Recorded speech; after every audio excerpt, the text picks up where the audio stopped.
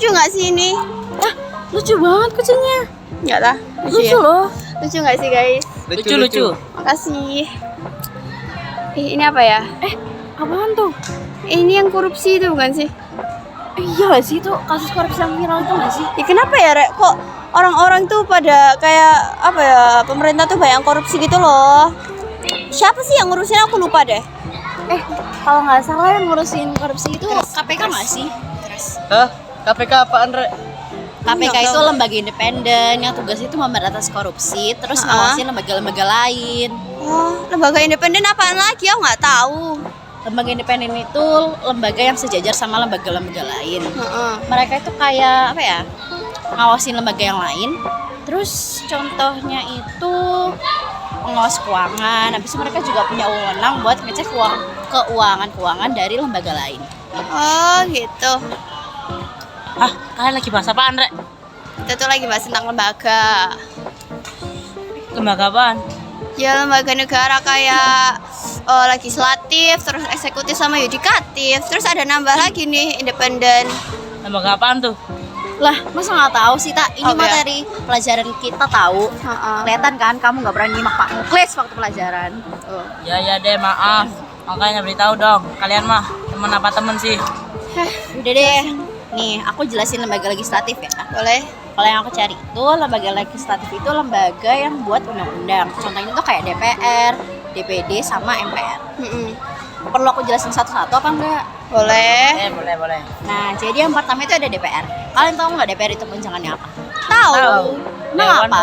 Dewan Dewan Perwakilan Rakyat. Nah, bener.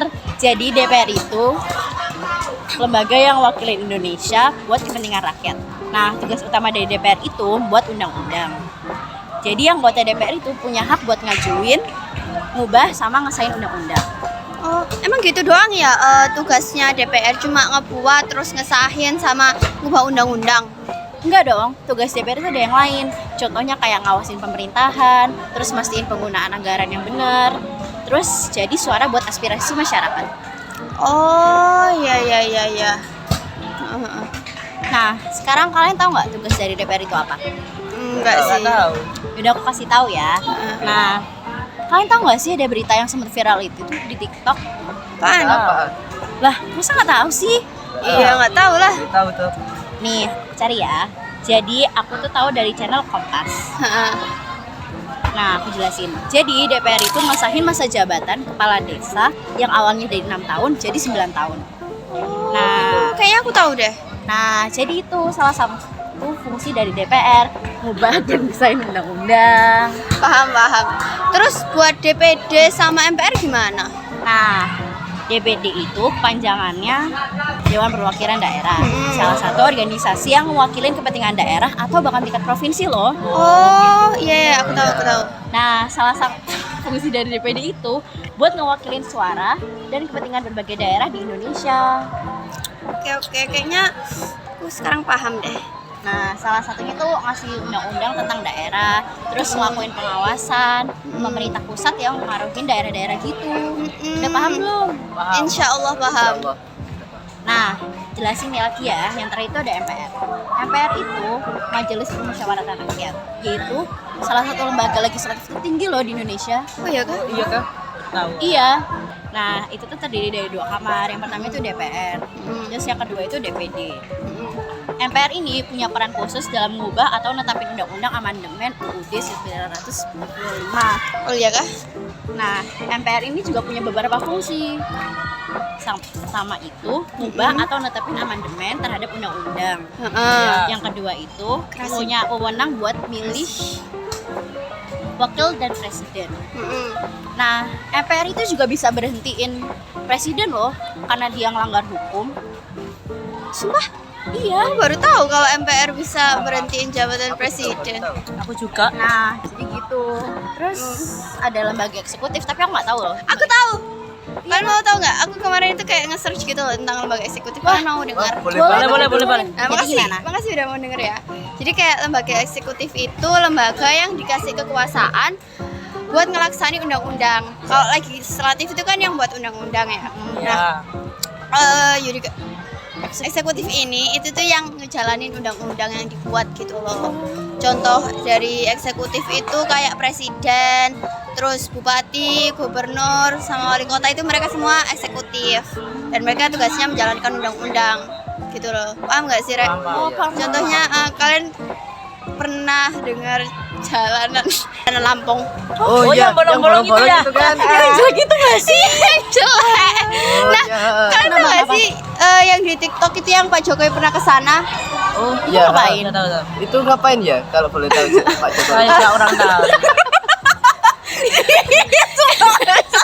Ya kalau yang aku lihat di Kompas itu tuh kayak beliau tuh ini loh, apa sih?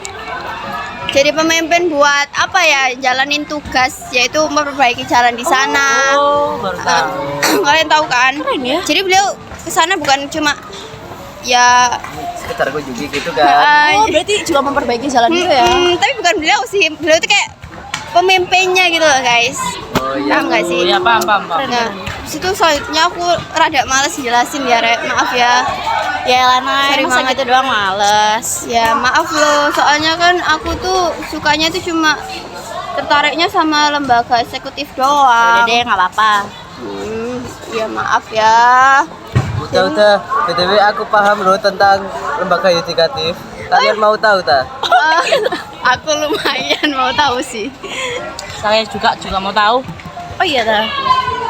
Gimana tuh lembaga yudikatif? Aku kurang paham soalnya. Oh iya, Juga gimana? kurang paham. Jadi gini, aku mau jelasin ya. Mohon didengerin. Oke, aku dengerin. Jadi, lembaga yudikatif itu lembaga pemerintah yang fungsinya mengawasin penerapan UUD dan hukum yang berlaku. Jadi kayak ngawasin lembaga eksekutif gitu loh. Paham Oh, nggak? gitu ya? Iya, ya. Iya, gitu. Terus lembaga yudikatif ini terdiri dari Mahkamah Konstitusi, Mahkamah Agung, Komisi Akreditasi, sama Komisi Yudisial. Nah, aku mau jelasin dulu nih yang MK atau Mahkamah Konstitusi. Mahkamah Konstitusi itu di lembaga Indonesia itu punya kewenangan buat uji undang-undang terhadap UUD 1945. Oh ya. Terus fungsi MK itu menjaga supremasi hukum dan konstitusi. Yang kedua ada MA atau Mahkamah Agung. Mahkamah Agung itu peradilan tertinggi di Indonesia yang punya wewenang kasasi dan pengawasan ke peradilan di bawahnya. Iya. MA ini juga bertugas buat nyelenggarain administrasi peradilan. Yang ketiga ada KY atau Komisi Yudisial. Nah, Komisi Yudisial ini lembaga negara yang tugasnya ngawasin hakim gitu loh. Dan ngasih pertimbangan ke presiden atau pengangkatan, pemberhentian atau pemindahan hakim. Oh, iya. Ini aku tahu deh. Yang keempat ada KA atau Komisi Akreditasi. Komisi Akreditasi itu merujuk ke lembaga yang melakukan akreditasi di berbagai bidang. Kayak semisal akreditasi institusi pendidikan atau akreditasi program studi. Nah, akreditasi ini tujuannya buat nilai dan jamin kualitas gitu loh. Paham nggak sekarang ya? Ya. Paham itu loh. Alhamdulillah kalau sudah. Kalian kok pada pinter-pinter sih? Jadi ketinggalan aku. Ya makanya. Pas pelajaran pamungkas sih kok ojo turu ae. Iya. Nah, betul itu dengerin katanya Rafa. Kalian tuh jangan gitu guys. Kalau Kalian tuh kalau diberitahu itu harus mau ta. Iya. Iya, Nggak Mak. usah berantem lagi ya. Kalian tuh kalau berantem tuh kayak lucu gitu loh. Nah, iya betul. Lucu banget itu. Iya deh, iya maaf. Nah, kita back to topik ya. Kalian kenapa ya kok harus ada pemilihan umum kayak gini? Padahal kan kebanyakan tuh kayak ujung-ujungnya mereka tuh pada korupsi dan ngehianatin kita ya nggak sih? Iya juga sih kalau dipikir-pikir. Nggak bisa dong kayak gitu karena Indonesia itu pakai peraturan kedaulatan rakyat. Hah? Apa itu? Coba jelasin dokter. Kedaulatan rakyat itu teori yang nyatain kalau kekuasaan negara itu ada di tangan rakyat gitu loh. Jadi yang memilih jadi rakyat itu memilih wakil rakyat. Ya. Kok kamu tahu kalau misalnya Indonesia itu menganut kedaulatan rakyat? Nah, Karena itu ada di Undang-Undang Dasar 1945 Pasal 1 ayat 2. Tertera kalau kedaulatan ada di tangan rakyat dan dilaksanakan menurut Undang-Undang Dasar. Oh, jadi gitu ya. berarti jadi kalau Indonesia itu cuma menganut ini tak apa kedaulatan rakyat doang? Enggak lah, Indonesia juga menganut sistem kedaulatan hukum. Oh iya, betul lah. Iya, di Undang-Undang Dasar 1945 pasal 1 ayat 3 tertera juga kalau Indonesia itu adalah negara hukum. Negara hukum bagaimana itu tak? Ya gimana ya? Istilahnya itu kayak Istilah kate aneh lebih manis. Aneh tapi indahan cinta riuh kali tampan. Jikalau ditembak gak mempan wajah kalau bensinnya mas. Ya Allah, tiktokan terus. TikTokan terus ini mesti. Lanjut, Yang serius dong. gimana ya? Kedaulatan hukum itu nempatin kalau kekuasaan tertinggi di negara itu dihukum gitu loh. Gitu dah. Paham gak sih, Rek? Ya ya paham. Insya Allah aku Insya Allah paham ya, iya nggak sih, Rek? Iya, betul. Iya, paham sih. Jam berapa nih? Kenapa ya kamu? Oh iya, aku mau pulang dulu ya, Rek. Ayo. Ayo kemana tak?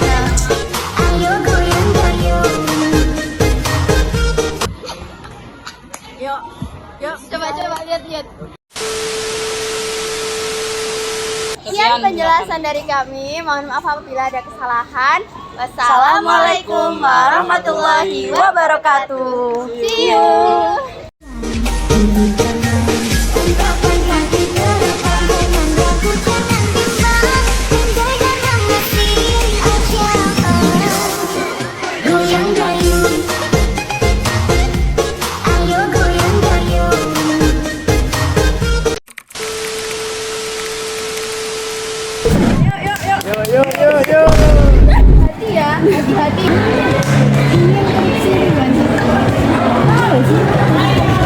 Nah, KPK apaan, Rek?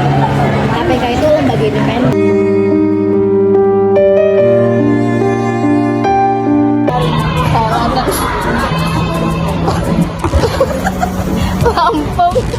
Oh, yang bolong-bolong itu ya.